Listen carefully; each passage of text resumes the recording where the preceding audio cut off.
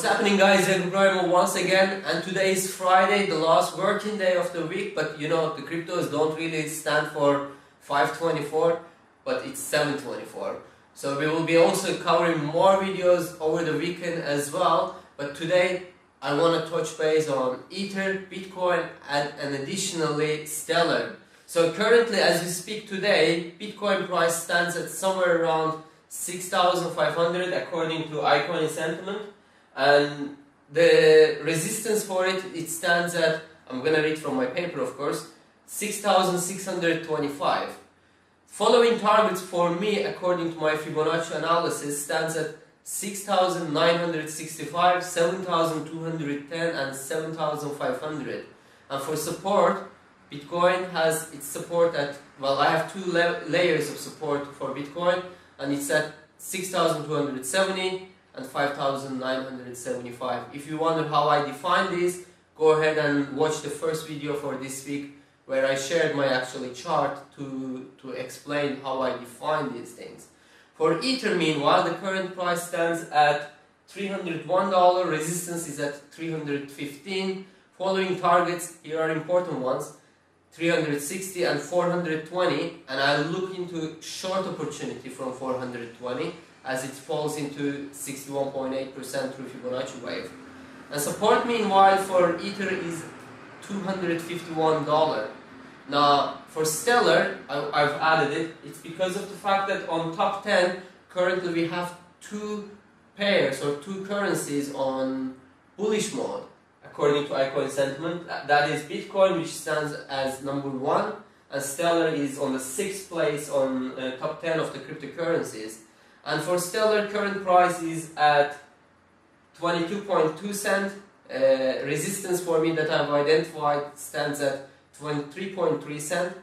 And following targets that I'll be looking forward is 24.15 cents, 26.20 cents, and 28.25 cents. And one more time, 28.25 cents is where I will look into short opportunities. Meanwhile, my support line for Stellar is staying at 19.6 cents. That being said, let's move on to some news part, and I believe these are the to the moon part, basically.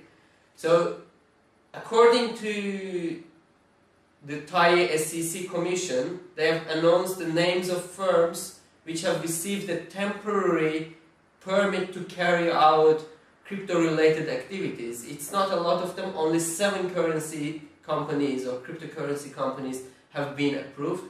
It's nonetheless still a positive news for the fact that previously SEC said that we will not be accepting anybody to do any cryptocurrency activity unless they are being approved by us. Well, now there are 7 of them, and there are more that are about to be approved. Well done Thailand, well done. Now Coinbase additionally acquires digital identity startup distributing, well, I'll repeat again, Coinbase acquired digital identity startup distributed systems, that's their names, I almost made a mistake myself. So that's a good point as well. I have additional good news about Coinbase which I'll be sharing on my next video, by the way. South Korean ministry dropped the cryptocurrency exchanges as venture enterprise classified entities. That's also okay, whatever. Jamaica Stock Exchange is set to introduce regulated cryptocurrency trading. Well, previously they have been also working on a number of cryptocurrency related activities. Well done Jamaica, you're moving forward. And for some reason I see some of the islands doing better job than mainland countries. Well, who cares, right? Well, hello Europe, wake up. Well, next, Square announced Bitcoin trading expansion to all US states. Square is a payment service provider in a way, so it's also a good point.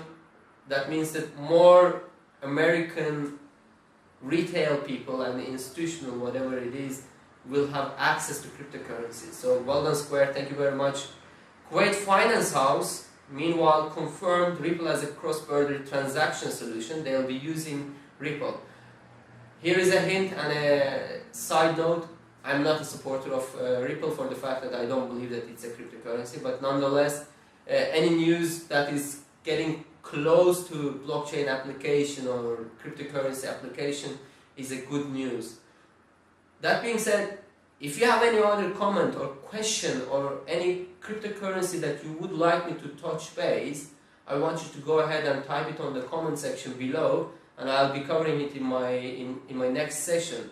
For my analysis from technical perspective, I always use true Fibonacci analysis. Those of you who are wondering what is my chart looking like, basically I use two moving averages, that is 20 and 100 moving average, or 50 and 200 moving averages, depending on the time frame that I'll be using it. And I start from weekly time frame, then move into hourly time frame. That's how I identify. Meanwhile, my Fibonacci is always and always drawn on weekly time frame, and it's valid, once it's drawn, it's valid between 24 to 48 months unless the market really shifts around. That's why it's called true Fibonacci wave, where you identify the trend once and for all. Well, not for all, but for quite a very long time. Additionally, there are quite a few good ICOs that are coming up ahead of us. One of the ICOs that I'm going to be watching out is called Coin Analyst. Guys are joining or hosting their ICO from Frankfurt. They have been bootstrapping their activities for the last 7 years. Not necessarily on a blockchain side, but they have the AI solution, and now they are moving for cryptocurrency side. They call themselves Bloomberg of the crypto world. This is not a sponsored post. I'm, however, advising them, so that's just a side note. Additionally, there is Loyak coming to its end in a few weeks, by the end of the month. Loyak is an enterprise solution. It's not really retail oriented, but however, if you are an enterprise looking for encrypted communication for RFQs and RFPs, it's a good solution as well. What we have finished ourselves recently, where I was advising and I donated $300,000 worth of my services to one of the healthcare startups called Grapevine. So Grapevine is coming to its end. It already did finish up its ICO, but it's going to be listed in an exchange very soon. It's worth following them, and one of the exchanges is catching my personal attention. It's going to go fully live on the 31st of August. That's called CGCX.